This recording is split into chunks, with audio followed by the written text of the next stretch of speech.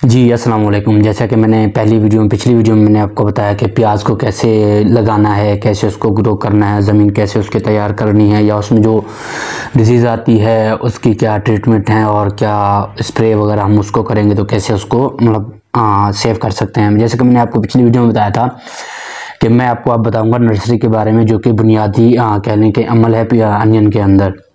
जब इंसान की कह लें कि बुनियाद स्ट्रांग होती है तभी जाके बिल्डिंग सही से खड़ी होती है। इसी तरीके से बुनियादी तौर पे जो काम है अनियन की क्रॉप के अंदर या फसल के अंदर, वो सबसे पहला सीड है, उसके बाद उसकी पनीरी है। सीड भले जितना आप स्ट्रांग ले लें, जितना भी अच्छा ले लें, जितनी अच्छी कंपनी का ले लें, अगर आपने उसको सही से ट्रीटमेंट नहीं किया, फंगल ट्रीटमेंट नहीं किया, अगर कोई फंजीसाइड से उसको आपने ट्रीटमेंट नहीं किया, और अगर आपने नर्सरी पनीरी किसी अच्छी ज़मीन पे मतलब सिलेक्टेड ज़मीन पे अगर नहीं की, तो आपको वो अच्छे से अच्छा सीड भी किसी काम नहीं आता। वो भी आपकी जर्मिनेशन जितनी भी होगी उससे 50% आपको जो है ग्रोथ देगा।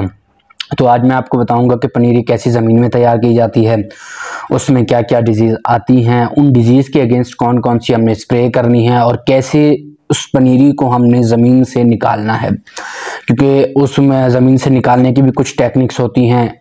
वो अगर उसको हम सही से अप्लाई ना करें, क्योंकि ट्रेडिशनली तौर पे ये होता है कि हाथ से निकाल के लगाते जाते हैं, उसमें ये कोई मसला नहीं होता। उसमें थोड़ा बहुत रिस्क ये होता है कि या तो आपकी क्रॉप थोड़ा डिले रिकवर होती है, ठीक है, वो भी मैं आपको बताऊंगा कैसे आपने उसको जो है तरीके से उसको मतलब निकालना है नर्सरी को। तो शुरू करते हैं, बिस्मिल्लाहिर्रहमानिर्रहीम। नर्सरी तैयार करने से पहले जो आपने ज़मीन तैयार करनी है वो मोस्टली तौर पे ऐसी ज़मीन सेलेक्ट करनी है जिसके अंदर पानी जज़्ब करने की सलाहियत हो, जिसके अंदर कह लें कि पानी थोड़ी देर तक या कुछ लम्हे या कुछ दिन तक उसके अंदर पानी जज़्ब हो जाए, पानी ऊपर लेवल ना खड़ा हो। जज़्ब मतलब ये कि ऑब्जर्व कर लेती हो ज़मीन, ऐसी ज़मीन सेलेक्ट करनी है।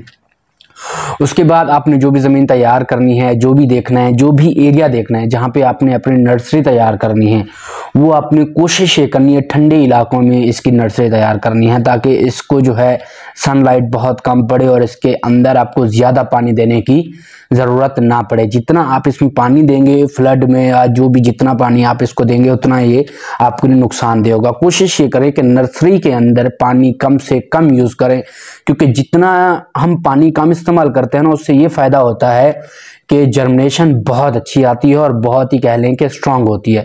क्योंकि शुरू से ही आप अगर उसको पानी कम दे के उसकी जर्मिनेशन करेंगे तो उसके अंदर ऐसी हैबिटेट आ जाती है कह लें, या उसके अंदर ऐसी एबिलिटी आ जाती है कि वो अब कम पानी में अपने आप को सर्वाइव करने की कह लें कि उसके अंदर सलाहियत आ जाती है, और वो कोशिश करती है क्रॉप्स के कम पानी के अंदर ही वो अपने आप को सर्वाइव कर जाए, जिसकी वजह से आपको मेन क्रॉप को पानी कम ही देना पड़ता है। क्योंकि मैंने आपको पिछली वीडियो में ही बताया था कि भाई जितना पानी कम हम प्याज को देंगे उतना ही हमारे प्याज को डिजीज लगने के कम चांसेस होंगे। तो इसमें जो सबसे पहली कह लें या सबसे पहला या मेन उसको नुकसानात आते हैं, पहला बारिश की वजह से। अगर बारिश बहुत ज़्यादा हो गई तो आपकी नर्सरी बिल्कुल ख़राब हो जाती है। उसके बाद जो इसके ऊपर आती है डंपिंग ऑफ आती है डिजीज़। उसके बाद इसके ऊपर एक और आती है स्टेम फ्लिन लीफ ब्लाइट आती है।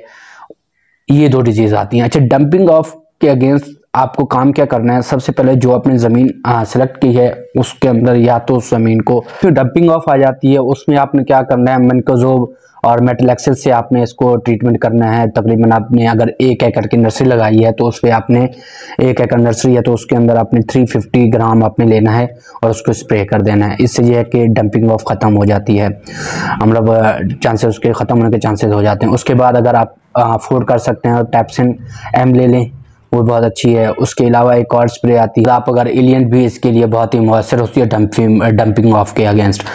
तो आपने कोशिश ये करनी है पानी कम देना है। पानी कम देने के बाद आपने इसमें फंजीसाइड की लाजमी ट्रीटमेंट करनी है, क्योंकि डंपिंग ऑफ बहुत ज़्यादा आती है। क्योंकि वक्त के साथ साथ समय, मैंने आपको पिछली बार फर्स्ट अपनी वीडियो में बताया था जो पाकिस्तान की मेजर प्रॉब्लम्स में, कि हमने अपनी ज़मीन के ऊपर स्प्रे इतने इस्तेमाल कर दिए हैं जिसकी वजह से जो डिजीज़ है उन्होंने अपने इम्यून सिस्टम के अंदर कह लें, उनके जो कॉजल एजेंट्स हैं, उन्होंने अपने इम्यून सिस्टम के अंदर इतना स्ट्रांगनेस ले आए हैं जिसकी वजह से अब उन पे नेचुरल कह लें कि कंट्रोल या कह लें कि कोई भी अगेंस्ट वर्क नहीं करती, नेचुरल होममेड स्प्रे वगैरह काम नहीं करती, जिसकी वजह से आपको फंजीसाइड ट्रीटमेंट करना लाजमी है। तो डंपिंग ऑफ के अगेंस्ट आपने 3 यूज़ करनी है, तीनों में से कोई भी एक ले लें जो आप अफोर्ड कर सकते हो।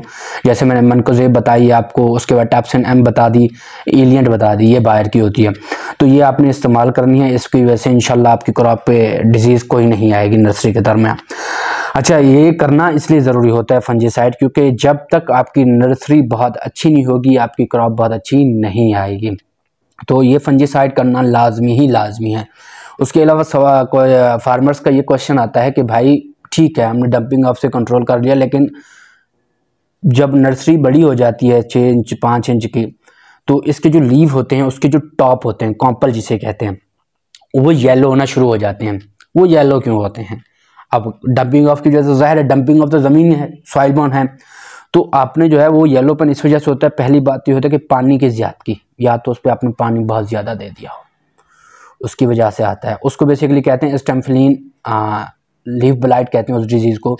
उसके अगेंस्ट आपने जो है, मैं उसके स्प्रे का नाम बताता हूँ आपको, वो पानी को ज़्यादा देने की वजह से आता है। आपने वही मैंने बताया, जितना कम आप पानी देंगे उतने ही इस पे डिजीज़ कम आने के चांसेस होंगे, और आपकी जो कह लें कि नर्सरी होगी, पनीरी होगी, जितनी अच्छी ग्रो होगी उतनी ही अच्छी आपकी फसल आएगी। तो आपके ऊपर जो स्टेम लीफ ब्लाइट आ जाती है, उसके लीफ ब्लाइट के अगेंस्ट आपने क्लोरोस्टबल स्प्रे करनी है। उसके बाद सवाल आ जाता है कि भाई हमें कैसे पता चलेगा कि पनीरी अब हमारी तैयार हो चुकी है, पनीरी को अब हम निकाल लें।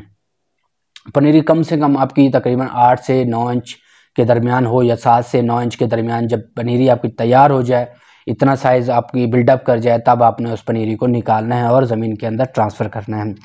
अब सवाल ये आ गया कि भाई हम डिजीज़ से भी बचा लिया, डंपिंग ऑफ से बचा लिया, लीफ ब्लाइट से बचा लिया, अब भी हमारी क्रॉप जो है सही से जर्मिनेट नहीं कर पा रही।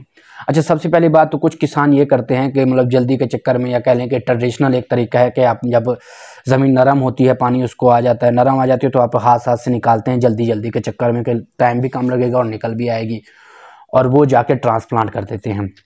अच्छा, जब ट्रांसप्लांट करते हैं हाथ से निकाली हुई क्रॉप, तो वहाँ पे वो क्या होती है, 10 से 12 दिन उसको लग जाते हैं रिकवर होने में। क्यों? क्योंकि जब हम उस चीज़ को हाथ से निकालते हैं ना, मूव करते हैं, मट्टी नहीं आती, सिर्फ हम उसके स्टेम पकड़ते हैं और निकालते हैं, तो उसकी कुछ रूट्स टूट जाती हैं, जिसकी वजह से उसको दोबारा रिकवर होने में टाइम लग जाता है 10 से 15 दिन, या कहने कि वो आपका डैमेज भी हो जाता है प्लांट। तो आपने जब उसको निकालना है, नर्सरी को जब आपने निकालना है ना, तो निकालते वक्त आपने कोशिश ये करनी है कि रंबी लें, जो नॉर्मली होइंग के दरमियान इस्तेमाल की जाती है, डुगिंग करती है, प्लांट से मिट्टी जड़ी बूटियाँ निकालने के लिए यूज़ की जाती है, आपने वो लें। अब तरीके से ज़मीन के नीचे से ऐसा लें कि जड़ के साथ साथ उसकी मिट्टी आए, उसके बाद उसको हल्का संभालेंगे तो मिट्टी खुद ब खुद झड़ जाएगी। तो आप जब वो प्लांट लेके जाएंगे ना, मतलब जो रंबी से निकालेंगे, तो वो जब लेके जाएंगे इंशाल्लाह वो लगाएंगे, आपकी जल्दी वो ग्रोथ पकड़ेगा, उसको रिकवर होने में 2 से 3 दिन लगेंगे, और उसके डैमेज होने के चांसेस भी कम होते हैं। अच्छा, प्लस आपने कोशिश ये करनी है कि जब आप क्रॉप निकालें, आप देखें कि कॉम्पल बहुत बड़े हो गए हैं, तो कॉम्पल आपने ऊपर से तकरीबन कह लें कि अगर आपकी क्रॉप 9 इंच है, तो आपने 4 इंच 5 इंच कॉम्पल उसके तोड़ देने ऊपर से। तो जितने आप जब फील्ड में ट्रांसफ़र करेंगे, तो उसको ये होगा कि उसके कॉम्पल नए आएंगे, नए ग्रोथ मारेगा। जब नए आएंगे तो जाहिर है जब वो कॉम्पल वही के वही रहेंगे ना, वो जब बड़े होते जाते हैं तो उसमें वेट बढ़ता जाता है, प्लांट के ऊपर वेट बढ़ता जाएगा, तो वो आपका जो कह लेंगे प्याज है वो गिर जाएगा। जब गिरेगा तो ज़मीन के साथ लगेगा, ज़मीन के साथ जब लगेगा वो तो ऑलरेडी जो कॉम्पल्स होंगे गीले होंगे, और ज़मीन के ऊपर पानी भी होगा। तो ये है कि पानी और कॉम्पल जब आपस में मिलेंगे, उनका जो कहलाएंगे, तब क्या होगा, फंगस जर्मिनेट करेगा, फिर आपके पत्ते येलो होना शुरू हो जाएंगे, लीफ गलना शुरू हो जाएगा, उसके अंदर कोई ना कोई फंगस ग्रो मारेगा, और वो आपके जो है प्रोडक्शन को ख़राब कर देगा। तो कोशिश आपने ये करनी है कि कॉम्पल जो है तोड़ दें, और वो आपने लगाना है। इंशाल्लाह जो नए कॉम्पल आते हैं उसकी वजह से ये होता है कि प्याज के ऊपर वेट कम पड़ता है, और प्याज आपकी ग्रोथ अच्छी पकड़ती है। मैंने आपको डिजीज़ बता दिए हैं। आपको ज़मीन खुश्क होनी चाहिए, सीड आपका अच्छा होना चाहिए, सीड होने के बाद आपकी ज़मीन खुश्क होनी चाहिए, जहाँ पे ज़मीन को पानी से जज़्ब करने की सलाहियत होनी चाहिए। उसके अलावा इसके ऊपर डंपिंग ऑफ आती है। डंपिंग ऑफ का मैंने आपको बता दिया, एलिएंट हो गया, टैप्सन हो गया, मैनकोजेब हो गया, ये आपने स्प्रे करनी है। उसके बाद अगर येलो लीव होते हैं, अव्वल से तो अगर पानी आप सही देंगे, नॉर्मल छिड़काव करेंगे, स्प्रे की जो होती है ना टैंकी, उससे आपने स्प्रे करना है, पानी ज़्यादा नहीं देना। अगर आप उसको सही से स्प्रे करेंगे, मतलब स्प्रे के थ्रू पानी देंगे, छिड़काव मारेंगे, तो इंशाल्लाह ये जो लीव येलो होते हैं, पत्ते येलो होते हैं, वो नहीं होंगे। अगर वो हो जाती है तो मैंने आपको बता दिया है क्लोरोस्टेबन आपने इसमें अगेंस्ट यूज़ करनी है। इंशाल्लाह आपकी जो नर्सरी होगी बहुत अच्छी तैयार होगी।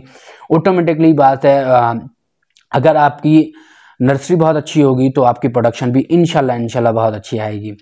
तो चलें, शुक्रिया, थैंक यू। मिलते हैं अगली वीडियो में, और अगली वीडियो में इंशाल्लाह मैं आपको बताऊंगा कि जो इसकी जड़ी बूटियां हैं प्याज की, वो कैसे मूव करनी है, उस पर वीडीसाइड आपने इस्तेमाल करनी है या अपने लेबर के थ्रू इसको निकलवाना है। तो चलें, अल्लाह हाफिज़। आपने मेरे चैनल को लाइक सब्सक्राइब नहीं किया तो प्लीज़ मेरे चैनल को सब्सक्राइब कर दें। शुक्रिया, अल्लाह हाफिज़।